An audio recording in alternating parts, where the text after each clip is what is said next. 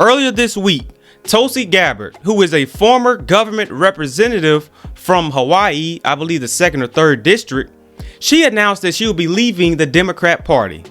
Now, I'm going to take a look at where she stands on a few issues. But first off, she announces she is leaving the Democrat Party and in the form of a podcast advertisement.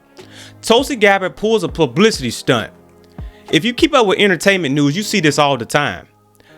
When a certain celebrity has an album, movie, makeup line that they want to push, they tell their press team. I think Madonna all of a sudden want to come out as gay. That's the new one. Just tell them I'm gay. Tell them I got shot last week, but I'm recovered. I'm back healthy. Tell them I've been sober 3-4 weeks. This is a publicity stunt, and Tulsi is a part of the machine. Every time, now I salute Tulsi for saying things that are anti-woke and anti-white. These people with these equity jobs, all they are racist. They're racist themselves, always getting caught with former things they have said in the past on Twitter or these other social media platforms. Yeah, that's how you fix so-called racism, with racism. But yeah, you can make a whole YouTube channel dedicated to anti-white stuff and the rhetoric, similar to what Libs of TikTok does.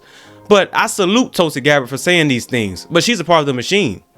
Every time she says something that is anti-woke, all the outlets post her. They all post her, and she circulates on social media. And we literally have state-ran media in certain ways, because you can tell who they like and who they don't like. They like people like Tulsi, who would be worse than a rhino. She would be a Bernie, would get in there as a independent and would vote with the Democrats. Tulsi Gabbard, so she announces she's leaving the Democrat Party. Like I say in the podcast ad, I'm not going to play the clip to her so-called podcast ad because I'm sure you guys have already seen it. And this little podcast is getting enough press as it is. Now, and to briefly speak on podcasting, I was thinking about this the other day. If Joe Rogan was not the first guy to take off in podcasting, he would not have as big of a platform that he does. Being the first matters. MKBHD, Marquez Brownlee, he said it. He said, I came in at the perfect time making tech videos. Amazon, Apple, when news just breaks, especially nowadays on a story, the first video, it gets and you really start to see this when you start making videos over time. You really start seeing what people look for and things like that. So Joe Rogan's podcast will not be, and everybody wants to start a podcast now, including Tulsi. So that's what I'd say about that podcast thing. But let's go to, this is Politico. It will be linked in the box below. This is where Tulsi stands on a few issues in 2020.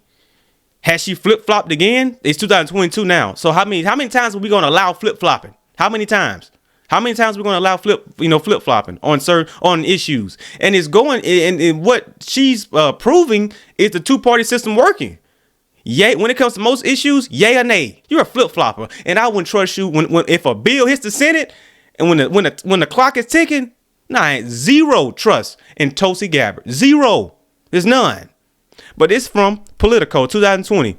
Let's get into where she stands on a few issues right here. Number 1, capital punishment. Capital punishment / death penalty. Tulsi Gabbard says we need to abolish it. No death penalty.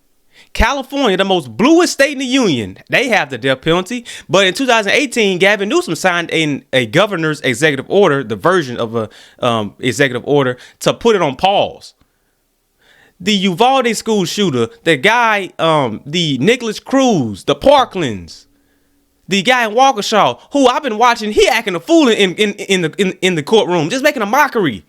He fired his legal team, representing himself. The judge telling him what to wear to court. He's making a mockery of the system. And what are we all doing in this whole process of keeping these people alive? Wasting time. And you are wasting taxpayers' dollars. And this is why Donald Trump says, hey, look at China's crime policy. Even though China is a dictatorship, we should be able to take policies from different countries and implement them in the United States. We're obviously not fascists. Nobody's a fascist. Nobody supports fascism.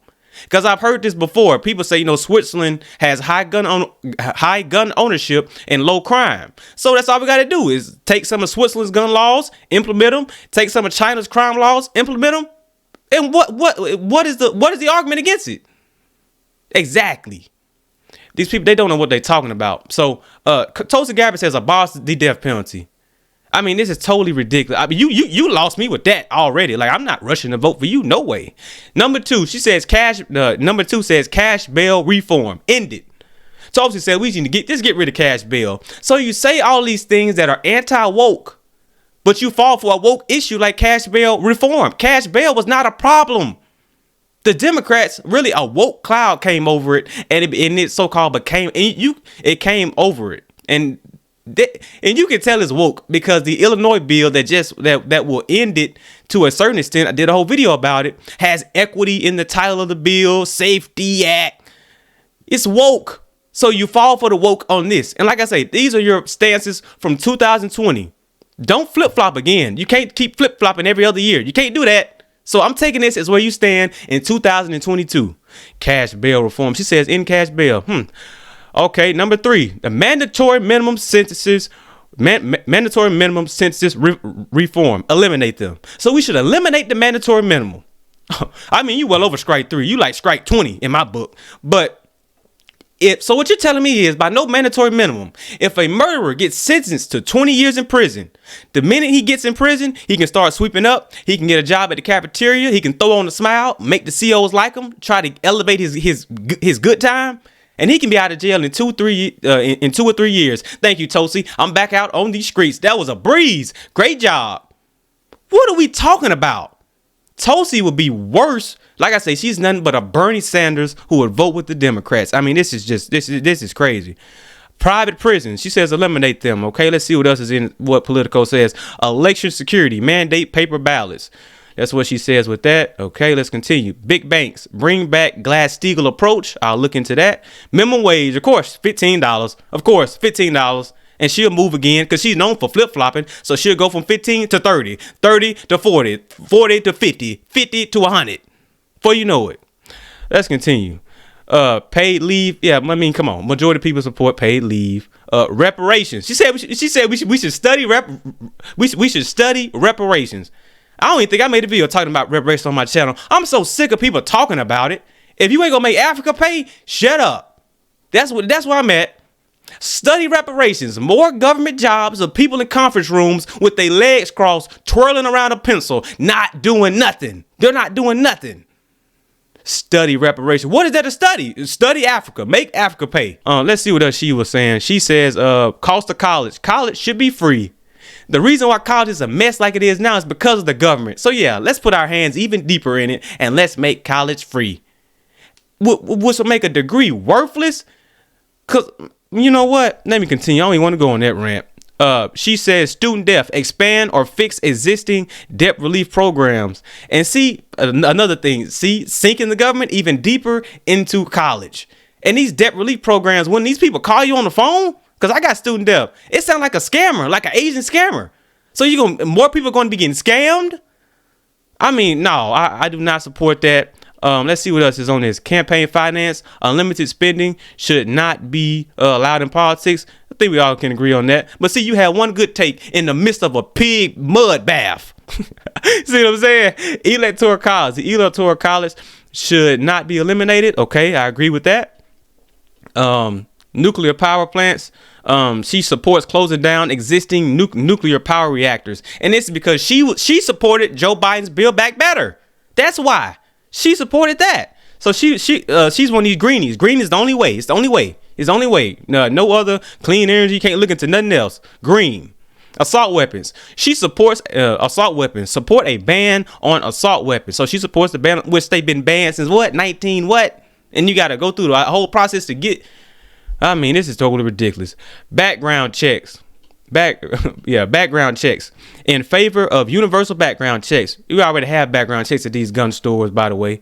Abortion, few limits, if any. You see what I'm saying? So you had like two good takes in the midst of a pig mud bath. And this is what I'm saying with the Ford party, all these other people. People don't know what they voting for. And that's why you get Joe Biden on the brink of a nuclear war. You good on this issue, but on this one, you wavering. Oh, you all over the place. Yay or nay? Have a straight line so people know what they're voting for. Maybe you do need a podcast. Just stay out of DC, period. ACA/coverage expansion, rethink the whole system. Rethink. Tulsi, and it's a word that especially leftists use, rethink. We need to reimagine. All these words mean is that we were wrong, but we're not going to say it. So we're going to say rethink and reimagine. That's what we're going to say. It sounds a lot better. No, you know what? Tulsi says drug costs. Okay, let's see what else before I end this. Medicare for all. Here we go. Medicare for all, but would accept Medicare for some. I mean, that's like an Obama take. Yeah, we can do Medicare for all, but if not, we can do halfway. Create a halfway system. That what website crash, huh? You know what? So this is Tulsi Gabbard. This is the guy that like I said, people are calling courageous and things like that, but I had to make a video. I'm gonna just throw what I think about her out there. And and a few others are calling her out on this issue. I see her as an attention seeker. I see her as a publicity stunt maker on her social media, posting gun drills and doing all that. You becoming like she's becoming like one of these reality TV stars. Can't stay out of the spotlight.